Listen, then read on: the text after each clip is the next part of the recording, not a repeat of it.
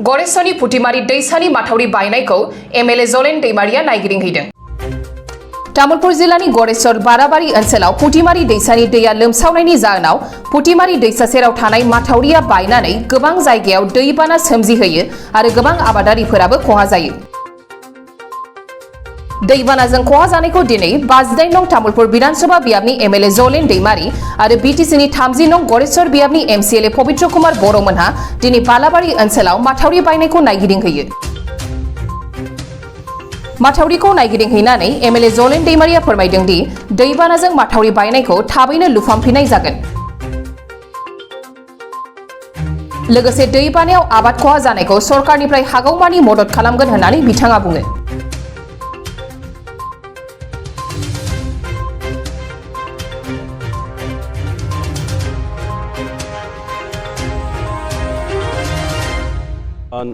जोबोर रायजो राजाफ्रा थांनाय गोबाव सम आसामाव अखा हानायनि थाखाय दैबानायाव जोबोर लोमजादों। तामुलपुर जिल्लायाबो बेनिफ्राय उदां जानो हायाखै। तामुलपुर जिल्लायावबो गोबां दैबाना जादों।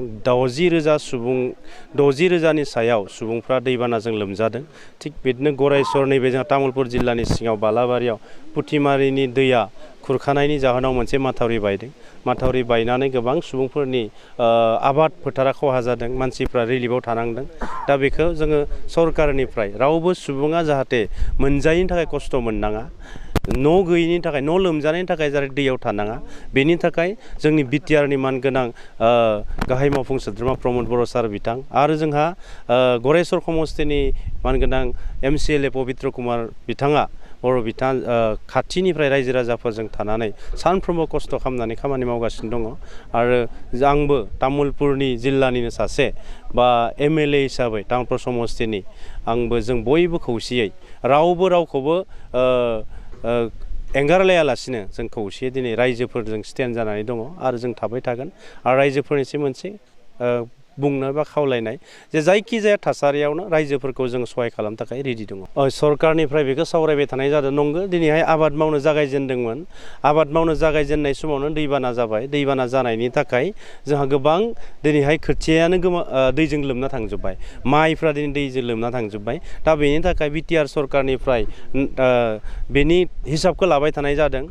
एग्रिकालचार डिपार्टमेन्टखौ बिथांमोनखौ अर्डार होनाय जादों अबे एलेकायाव आबादा बांसिन खहा जादों, बेसेबां बिबांनि खहा जादों आरो बिसोरनो जों माबायदि राहायै अनसुंथाइ होनो हायो, बेनि थाखाय मोनसे प्लेनिं खालामनाय जादों। आरो आबादारि बा जोंनि रायजो राजाफ्रा जिफ्रानोखि खहा जाबाय बिसोरनो अनसुंथाइ होनो थाखाय सरकारा थियारि।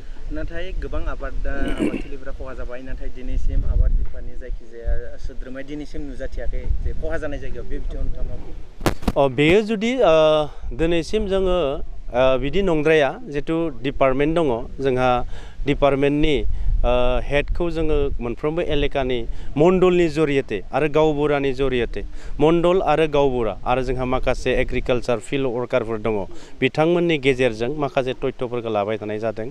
बेनि थाखायनो जोंहा बेफोर ओनसोलफ्राव तथ्यफोरा कालेक्सन जाजोब्बाय। दा कालेक्सन जानायनि उनाव बेनि सायाव मोनसे मेकानिजम बानायनानै थाबैनो रायजोफोरा जाहाथे आबादनिखौ मावफिननो हायो